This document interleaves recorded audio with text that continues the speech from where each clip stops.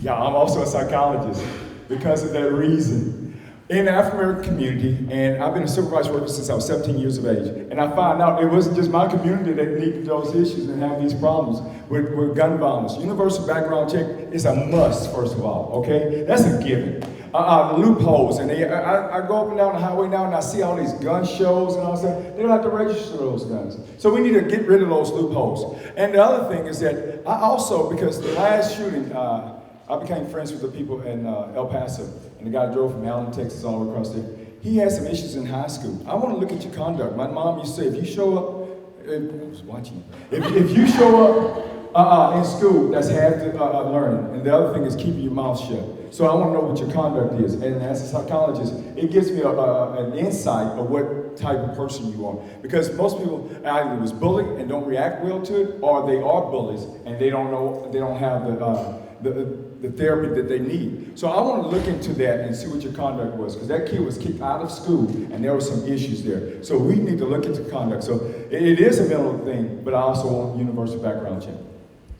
What legislation would you propose or support to address climate change and other environmental impacts? Well, I've already started working on that. I'm an automotive executive. I'm retired from the very top tier of management, and I got to rub shoulders with people with General Motors, which I'm also a dealer candidate.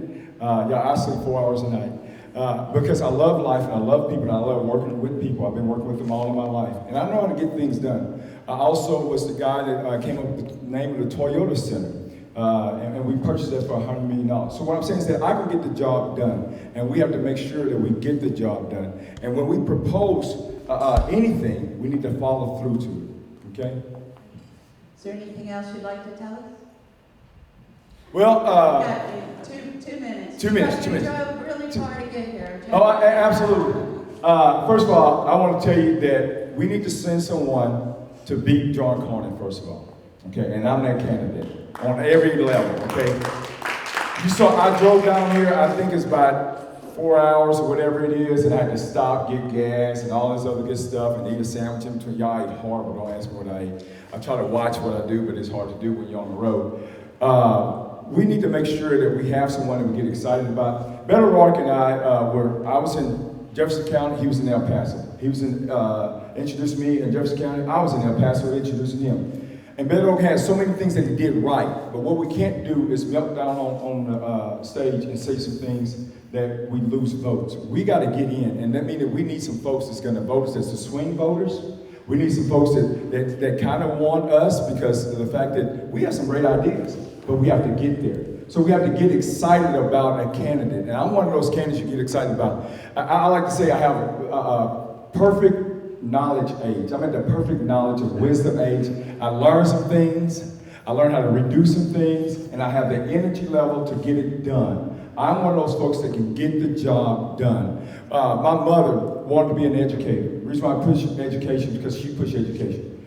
People perish for lack of knowledge. If we don't educate our kids and don't educate them in the vocation realm, we're going to be in trouble because we won't have enough people at the age of 18 paying into the system to get Medicaid for all, to get health care for all. 30 seconds. My father also challenged me in this area. He said, you can lead a horse to water, but you can't make it drink.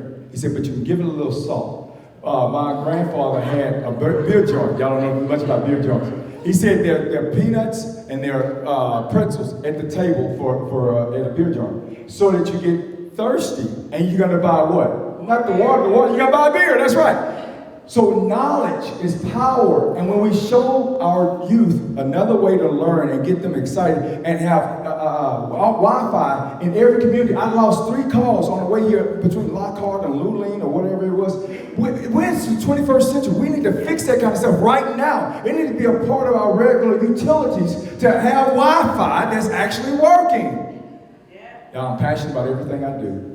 And all the things I'm doing is for all of our people. Criminal justice reform. Education is criminal justice reform. We have 1,000 people in Jefferson County right now that's 17 years old, male, African American, sitting on a cot that you're paying for. We're trying to meet quota system, a 60% level, and then the judges say, okay, we got to send these kids through because we can't max out the prisons. Because we have contract labor with the prisons that are privatized to make money. This is insane. I'm sorry.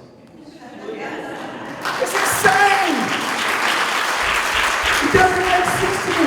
Bill If you do the crime, do the time. Don't take my driver's license. Now I can't get an apartment. I gotta sleep on my mama's couch while she goes to work and I can't get a job.